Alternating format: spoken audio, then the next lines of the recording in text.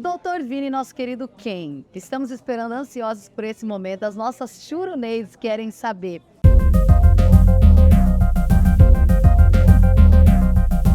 Essa possibilidade de FIV, de inseminação, né, trouxe essa esperança de nós constituirmos as nossas famílias.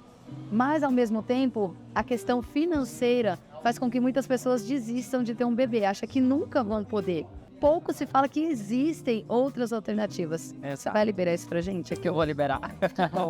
Eu lembro que a gente chegou até a comentar um pouquinho no podcast que, assim, a gente falou de inseminação caseira, por que as pessoas recorriam a isso, por que elas assumiam esse risco, diríamos assim. Verdade. E eu lembro que a minha resposta foi, não é necessário passar por isso. Existem 2 pontos principais, né? Um deles é a segurança desse tratamento, porque eu não tenho um controle não só de qualidade, né, mas também dos riscos, falando em exames, sorologias, todos aqueles exames que são necessários para fazer o tratamento. O segundo ponto é que a gente também tem a parte de legislação. Eu estou respaldado legalmente? Não. Então isso traz muitos outros problemas que eu acho que na hora que o foco principal é eu quero solucionar isso, eu quero constituir a minha família, eu não estou pensando em nada daquilo. Mas, obviamente, nós como profissionais estamos pensando por vocês em tudo isso, né? Então, o que nós temos dentro dos tratamentos para viabilizar isso, já que nós sabemos, né, que existem custos, principalmente porque os materiais utilizados, a parte do laboratório, as medicações também têm um custo elevado, né? Nós temos um tratamento que nós chamamos de ovodoação, ou seja, aquela paciente, aquela pessoa quer fazer um tratamento, né? Óbvio que ela passa por toda uma avaliação de teste genético, passa também para saber se a reserva ovariana é adequada, se ela inclui dentro dos critérios para poder doar óvulos, e ela tem a possibilidade, da mesma forma que ela compartilha o material biológico nesse tratamento com uma outra pessoa que está precisando de óvulos para engravidar, né, seja por N motivos, a gente pode falar isso depois, ela também compartilha os custos do tratamento. Então isso viabiliza muito mais o tratamento para esse casal. E aí eu falo, não só viabiliza de você conseguir fazer num lugar onde você quer, que é um centro de referência, com um médico que você quer, e tendo também tanto segurança do tratamento e dentro da legislação que não vai te trazer nenhuma dor de cabeça ali no futuro. Sensacional, ou seja, é possível, gente. A gente precisa saber, conhecimento, informação. Esse homem maravilhoso que está trazendo isso pra gente. Tem uma seguidora nossa que ela também já fez o método FIV e ela estava falando sobre a dificuldade em encontrar um doador que não tenha nenhuma alteração genética. No nosso caso, a gente também passou por isso. A gente levou quase 1 ano para achar as características que a gente queria, claro, né? Exigir. Eu ia falar isso, elas são bem seletivas, tá? Não vão achando que é sempre assim, não. Então, só que aí no fim, a gente realmente decidiu optar em fazer o teste genético. Isso. Fala mais sobre ele. Vou falar. Para nós. Bom, eu vejo que nos últimos anos, eu acho que com essa crescente, principalmente nos bancos internacionais, né? Não que não existam, mas no banco internacional isso foi onde apareceu primeiramente, a gente começou a ter esse contato. Os doadores começaram a fazer esses testes genéticos que a gente chama de CGT, né? Lembrando que esses testes genéticos são para avaliar, então, aquelas doenças autossômicas recessivas. O que a gente quer dizer com isso? Eu vou voltar lá na aula de biologia lá atrás. E quer dizer que a prole, ou seja, aquele bebê só vai apresentar aquela doença ou aquela patologia se o óvulo e o espermatozoides que foram utilizados naquele tratamento carregarem, então, a mesma alteração para aquela mesmo gênero, tá? Então, a gente sabe que a porcentagem disso acontecer, né, de ambos terem a mesma alteração, é pequena. Mas a gente parte do princípio que assim que eu estou selecionando um doador que tem aquela alteração, tem muito como a gente seguir e falar, tudo bem, ele tem essa alteração, então eu não vou fazer essa avaliação. Que foi exatamente o que aconteceu no caso da Natan.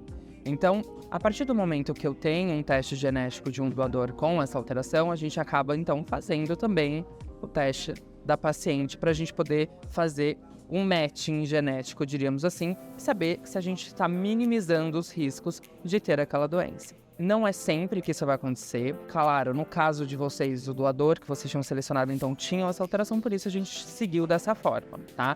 Minimizando todos os riscos. Não é sempre, mas a gente tem que saber que existe. A gente pode aí, no meio do caminho, deparar com esse teste genético, com esse CGT. Muito bom. Que atrasou só um pouquinho mais a seleção delas. E esse teste, lá fora, principalmente, ele é realizado bastante até por casais héteros, né? Também. Que Pra minimizar. minimizar os de doença. Não é utilizado só para casais homoafetivos, por exemplo, né? Então, esse procedimento. para esse fica, procedimento, até casais que querem minimizar os riscos de uma doença autossômica recessiva, o casal pode realizar essa análise genética. Detalhe, Banco Nacional também tem esses testes genéticos no doador ou não? Tem, Obrigada. se eu não me engano, agora recentemente tem esse painel genético também em alguns doadores. Em alguns, não em todos. Não é obrigatório, Não. né? Igual no internacional, certo? É. Gente, depois dessa aula maravilhosa, pra resumir, só pra vocês entenderem a confusão. Eu e Natami, a gente gostava de um doador, aí quando ia mostrar pra ele, tinha alteração. Gostava de um outro, futucava e encontrava, mostrava pra ele, ele tem alteração. E tem um painel, né, que mostra sobre as amostras nacionais e as amostras internacionais. Então, aqui, ó, quando a gente olha, foi atualizada essa tabelinha, e olha lá, testes genéticos, Banco Nacional, bancos internacionais. Tá. Então, a gente tem. Eu posso estar falando errado, mas eu acho que não. No Brasil, apesar da gente ter, sim, a gente ainda tem, né, doadores que são testados, mas eu acho que não é obrigatoriedade, né? Depende muito se aquele doador fez realmente o teste ou não. Mas internacional quase a maioria tem. Isso torna os doadores nacionais menos seguros? A porcentagem é muito pequena, né? Mas a gente sabe que envolve muitas questões do tratamento. Vocês sabem, vocês passaram por todo o processo.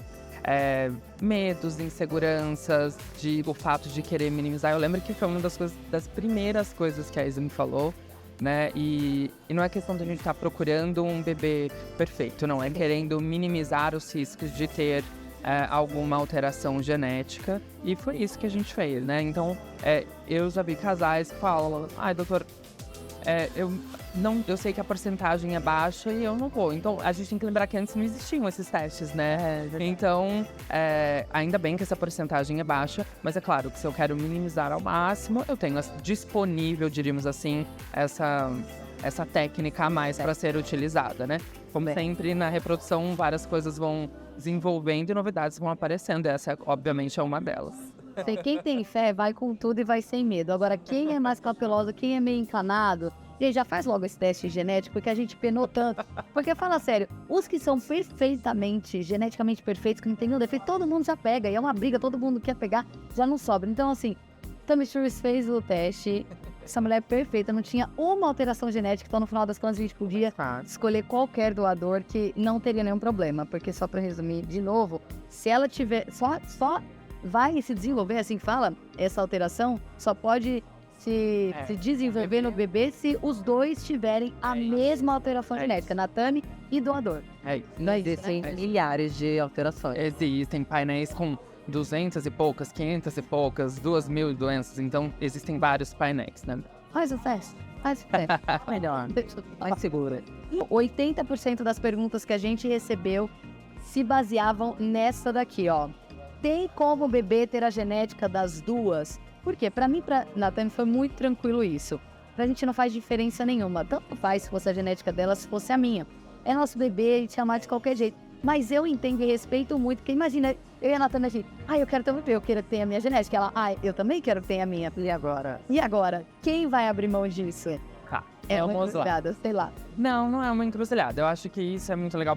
A primeira frase que você falou, que era tipo assim, pra mim, pra Natami, não faz diferença, é o nosso bebê. Eu acho que é esse mesmo o raciocínio. Quando a gente tá falando, né, no tratamento, que às vezes fala, e vocês devem ter recebido essa pergunta também, de método roupa, gestação compartilhada, ou seja, independente da nomenclatura, né?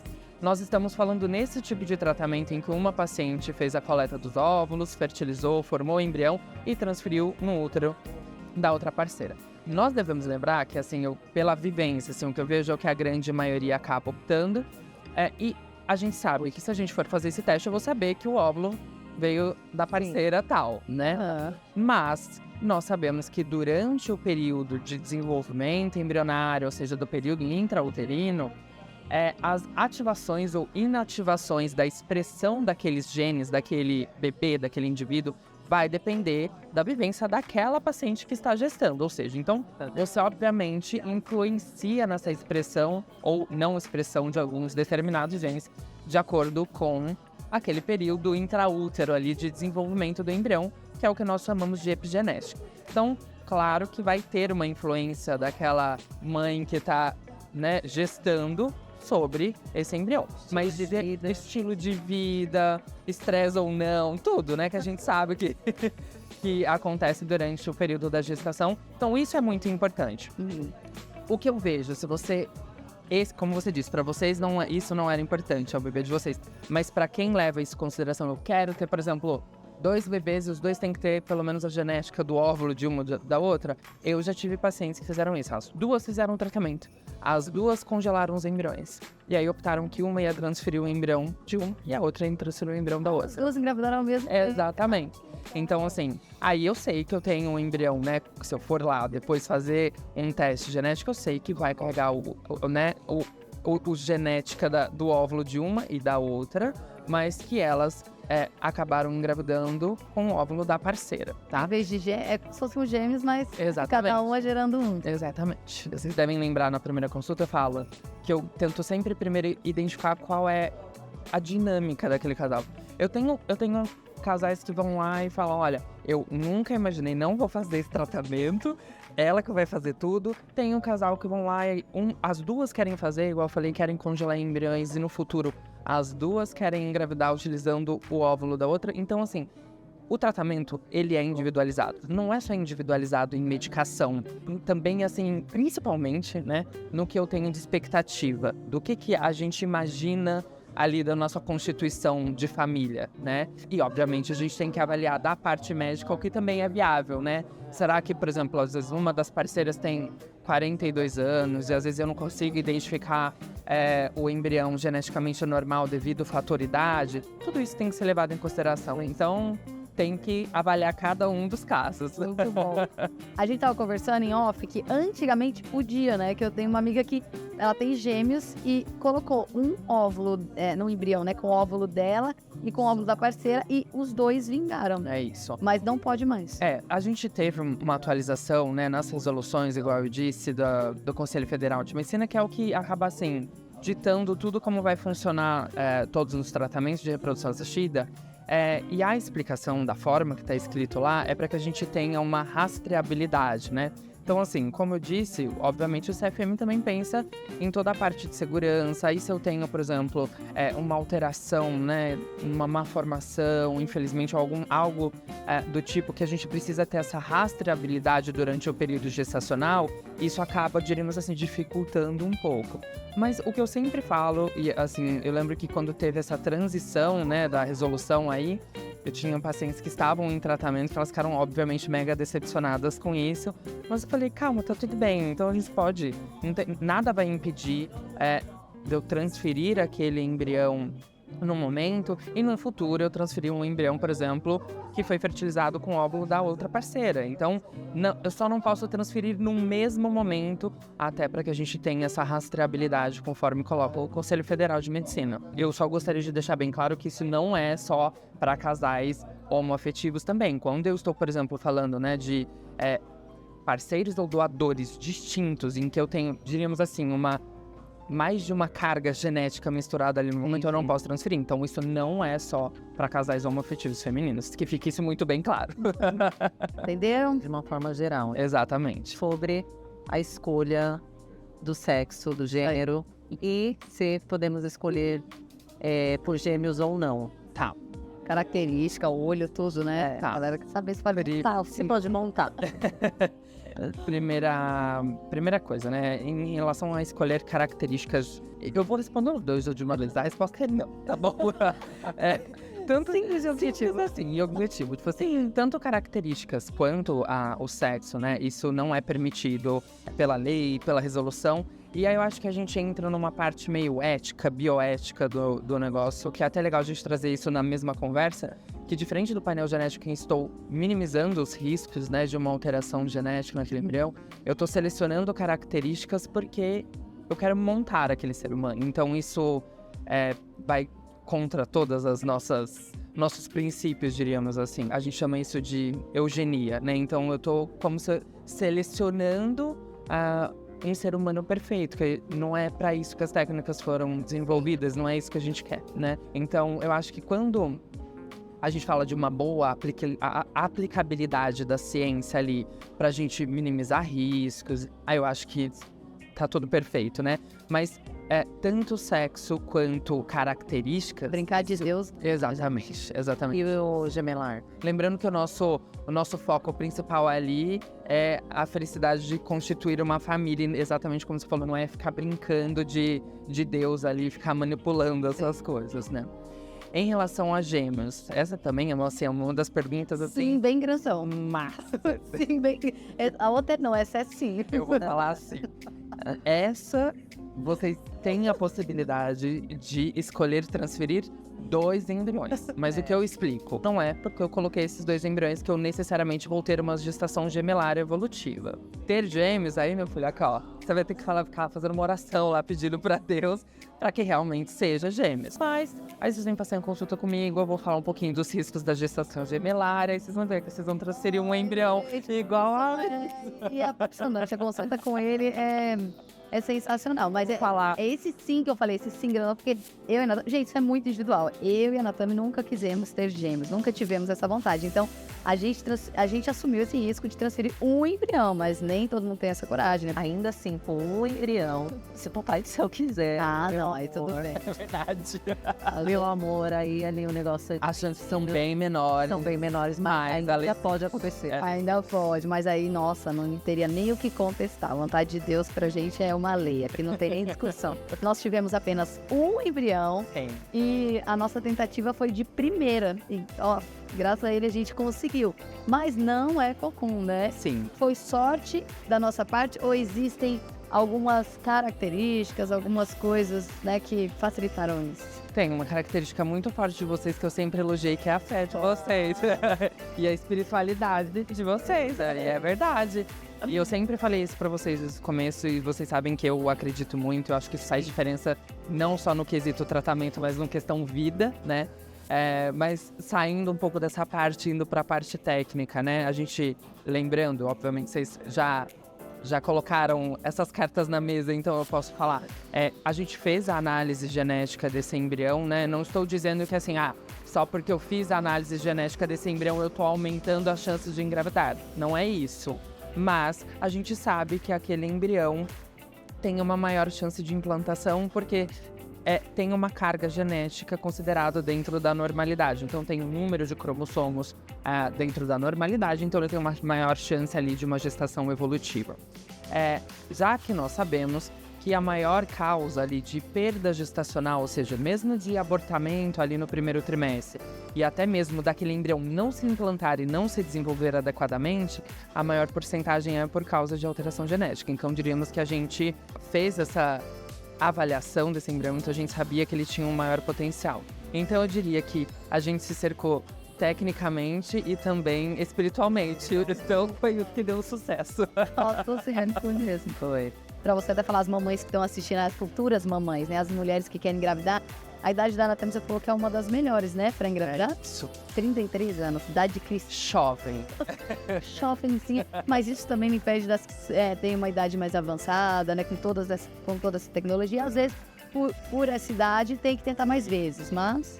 Às vezes nem digo tentar mais vezes. Como a gente falou desde o começo, né? Depende muito, é individualizado demais o tratamento. Então, às vezes eu tenho uma paciente que tem 40 anos e tem uma super reserva ovariana, às vezes eu vou fazer um tratamento e tem vários óvulos e a gente consegue identificar esse embrião, diríamos, geneticamente normal nessa faixa etária e seguir com a transferência embrionária.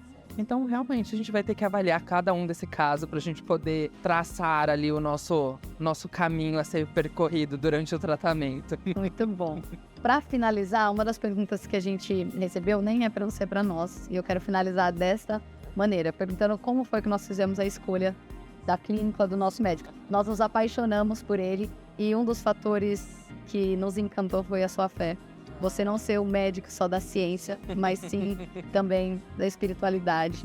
Você é encantador, você fala a nossa linguagem, você sabe tratar todas as pessoas heterossexuais, casais homoafetivos de forma singular, particular. Isso é incrível.